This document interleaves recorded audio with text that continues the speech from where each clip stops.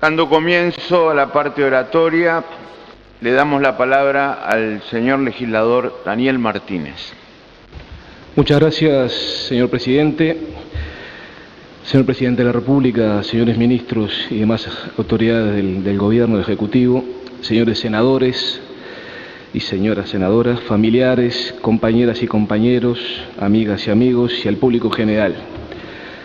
La verdad que es difícil de transmitir hasta qué punto significa para mí un honor el poder recordar en este homenaje al querido compañero y miembro de esta casa, Reinaldo Gargano. Es muy difícil abarcar la larga trayectoria de este hombre que nació en Paysandú, en la heroica Paysandú, tierra de la que han salido tantos prohombres de la República, y comprometido desde siempre con las causas sociales y políticas de nuestro país y más allá de fronteras. El Polo, como lo recordaremos sin duda con cariño, con un inmenso cariño, miles de uruguayas y uruguayos, que mucho más allá que por los títulos de secretario general, de ministro, de senador, cargos y funciones que desempeñó con grandeza.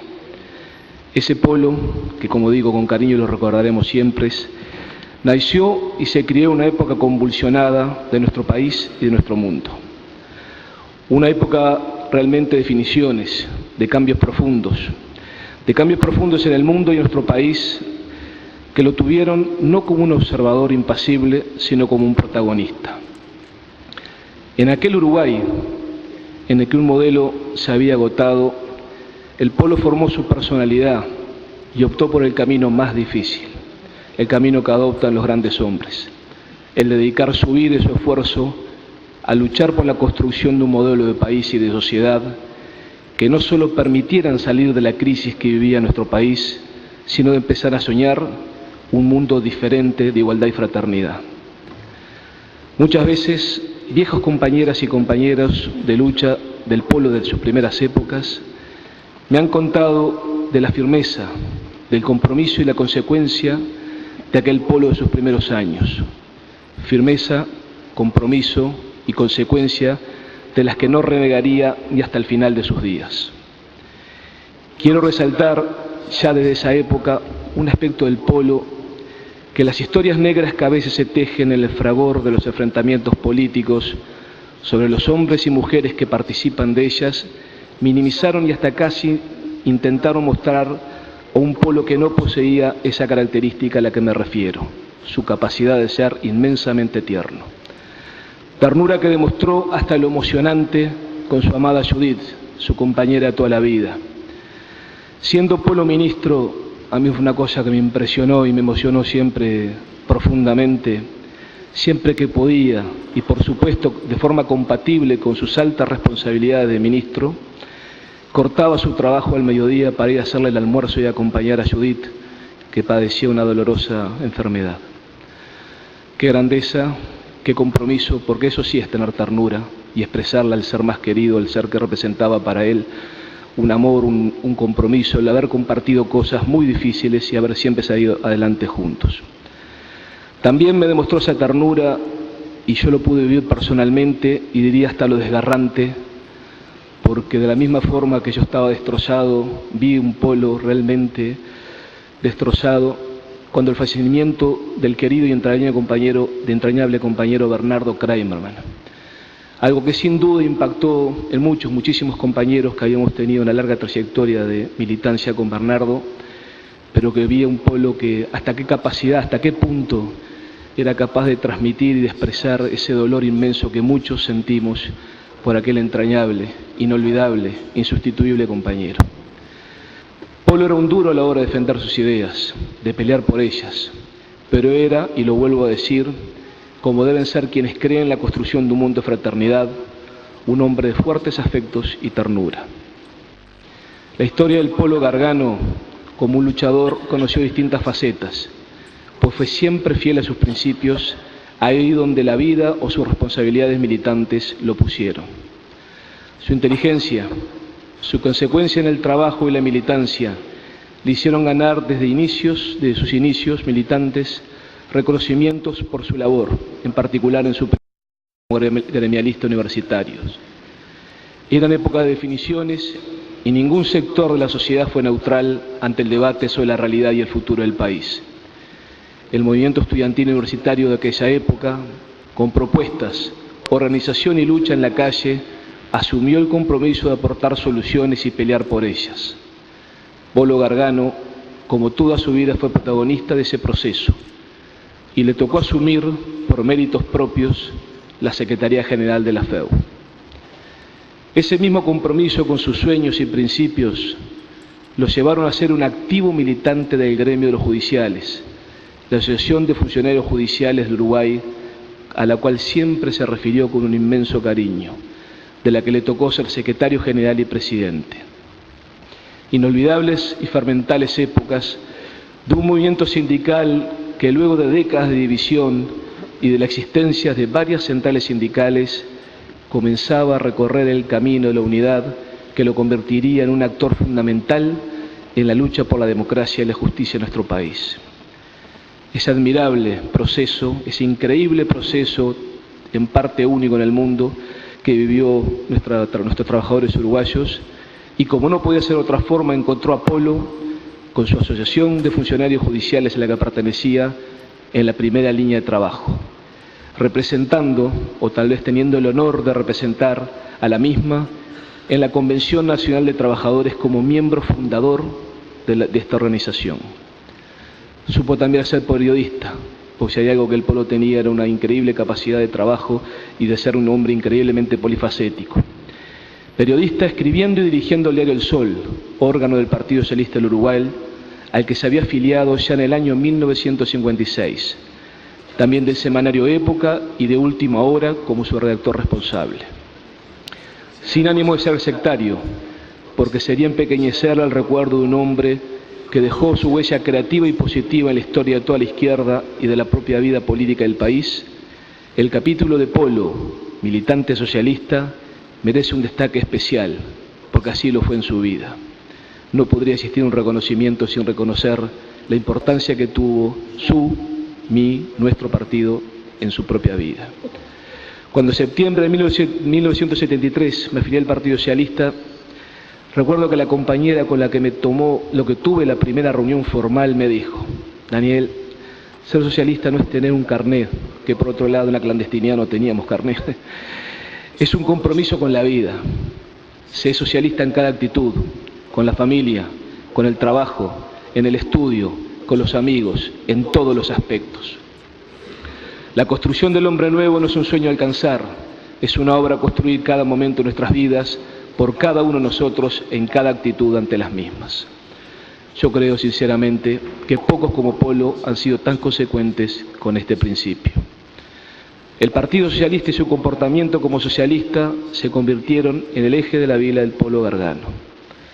Por eso hablar de su vida política sería enumerar una enorme lista de hechos de los que Reinaldo fue sin duda un participante de primera línea y en muchos casos, tal vez los más, una figura de peso relevante.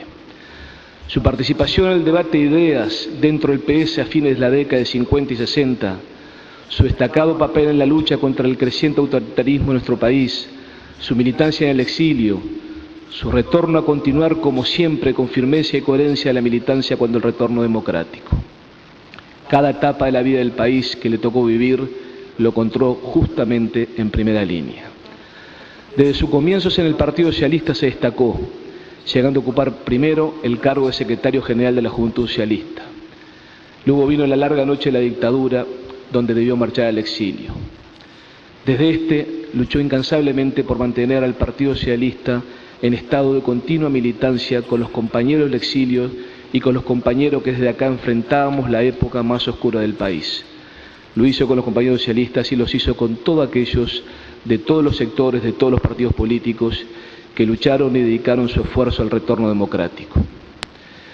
Luego de su exilio en diversos países de América Latina, continuó el mismo en España, más concretamente en Cataluña, donde no solamente se destacó por su labor política en el Partido Socialista del Uruguay en el exilio, sino que vuelve a destacarse a nivel general, integrando el Comité Coordinador del Frente Amplio del Exilio y colaborando activamente en la refundación del Partido Socialista Obrero Español a la caída del franquismo, trabajando en las áreas de formación política y organización político-electoral.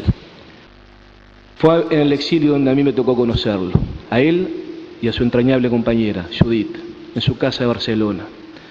Yo había viajado representando al PIT-CNT junto a los compañeros Carlitos Pereira, el entrañable Carlitos, y Andrés Toriani, a quien ya conocía la militancia estudiantil clandestina. Viajamos para participar en la conferencia de la OIT en Ginebra, donde fuimos a denunciar la dictadura que ya estaba agonizando en nuestro país. Por un militante de la clandestinidad, que no había conocido ni participado en la militancia antes del golpe de Estado, juntarme con un personaje de nuestro partido como era el Polo, y como me pasó en ese mismo viaje con José Díaz y el suyo Melgarejo, era como tocar el cielo con las manos. Y sabe una cosa, lo fue. Porque en todos ellos, y en particular en el Polo, encontré seres humanos entrañables, humildes, deseosos de contribuir con la lucha de quienes nos jugábamos la vida en el interior, pero sin soberbia, sin sentirse iluminados, mandados a dictar cátedra a los guachos que estábamos dentro del país. Ellos me transmitieron que las decisiones eran nuestras, que ellos podían aportar su visión desde afuera, su reflexión, pero nunca determinar qué debíamos hacer. Eso solo lo hacen y lo practican los grandes hombres. Ya esto había quedado claro cuando se dio el debate sobre si el Frente Amplio debía votar a los sectores progresistas de los partidos tradicionales en las elecciones internas de 1982, o votar en blanco para expresar con claridad que había una fuerza política proscripta de la que nadie podía prescindir. Sin duda eran dos opciones válidas, una como otra, porque en definitiva lo importante era golpear a la dictadura. La posición de esos mismos compañeros que yo mencionaba y a los cuales me encontré casi con admiración en el exterior fue decirnos: nuestra posición es tal, pero los compañeros y compañeros que están en la realidad del interior de nuestro país son los que deciden. Y así fue, y el Partido Socialista fue uno de los grupos que decidió la balanza para que quienes teníamos un espíritu, un corazón y un corazón frente amplista, votáramos en blanco en aquellas elecciones.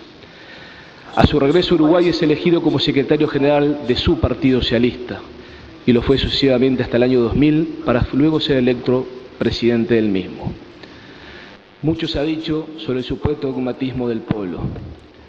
A quienes sostienen este estereotipo, les recuerdo que al retorno de la democracia, el Partido Socialista inició un debate de actualización ideológica profunda, como creo deben hacer cualquier partido que quiera cambiar la realidad a partir de ella. El debate era muy amplio y abarcaba muchos aspectos, pero la vedette del Congreso, donde se sintetizó este debate, fue sobre si seguíamos llamándonos marxistas-leninistas o solo marxistas. Buena parte de los que veníamos a la militancia clandestina habíamos hecho el leninismo casi como una muleta, en la que apoyarnos para soportar la difícil convivencia con el miedo de no saber qué podía llegar a pasar con uno y sus seres queridos al otro día. No saber, por ejemplo, si los compañeros que habían preso iban a aguantar la tortura y no dar nuestros nombres, o en medio de los apremios y comprensiblemente no soportar la tortura. Algunos de esos compañeros que habíamos sido parte de la resistencia clandestina directamente se negaban por razones ideológicas atendibles a abandonar el término leninista. Otros, si bien creíamos que los títulos eran lo menos importante, si no lo era la coherencia y el proyecto político, planteábamos que no era el momento y que había que profundizar el debate, darnos más tiempo para dejar menos heridas en la interna. ¿Saben quién fue uno de los líderes en la defensa de la necesidad de actualizar el debate ideológico en el seno del partido y el eliminar ese famoso guión leninista? El supuestamente ortodoxo Reinaldo Gargano. Defendió con pasión y lealtad, y sobre todo de frente a sus ideas que implicaban un profundo cambio en la interna del partido. Lo mismo había hecho en la década de 50, en los debates que los jóvenes socialistas abrieron en el partido sobre los caminos a recorrer el partido, que tuvieron también compañeros como Chiflé, José Díaz y hasta el propio Pepe de Líano en la primera etapa como partícipe de ese debate. Que es justo el estereotipo de dogmático para el Polo Gargano. Fue un incansable constructor de unidad de todos los progresistas uruguayos. Muchos recordarán el papel que jugó en la iniciativa y el respaldo a la formación del Encuentro Progresistas.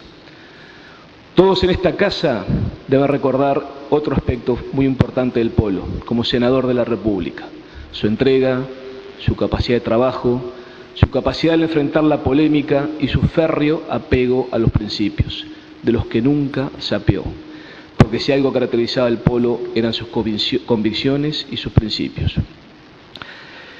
A veces impactaba su tono gruñón, pero uno lo miraba a los ojos y sabía lo que el Polo pensaba, creo que lo cual es un valor, y más en política.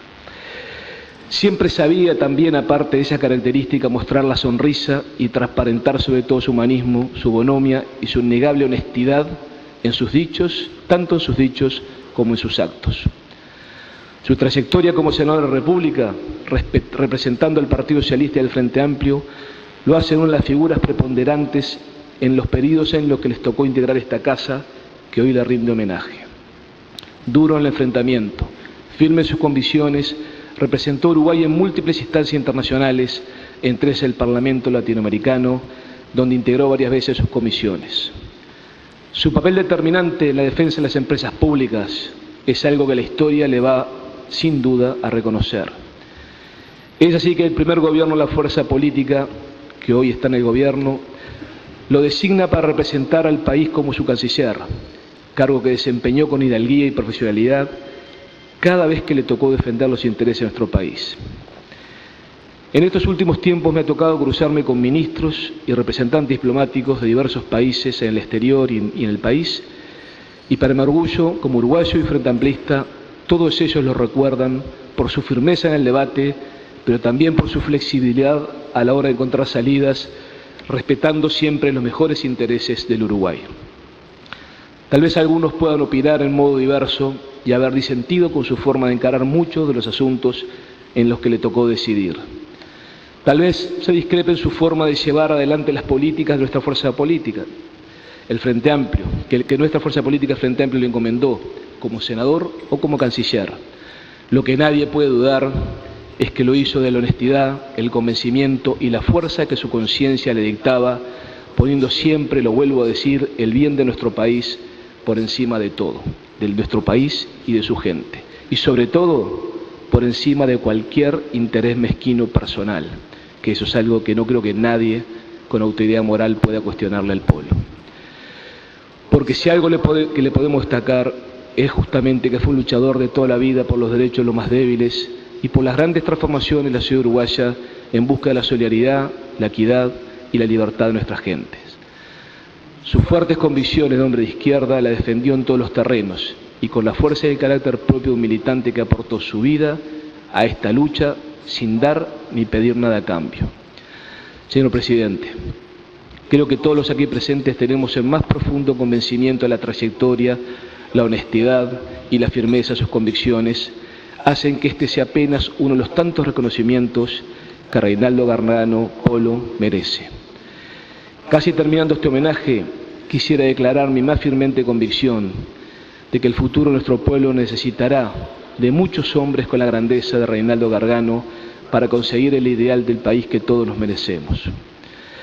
Solicitamos que al final de las intervenciones se pase un video que se ha preparado para ser presentado en este homenaje. Permítame finalmente expresar en nombre de mi Partido Socialista que por suerte los socialistas no mueren, se siembran. Polo, la lucha continúa. Muchas gracias, señor presidente.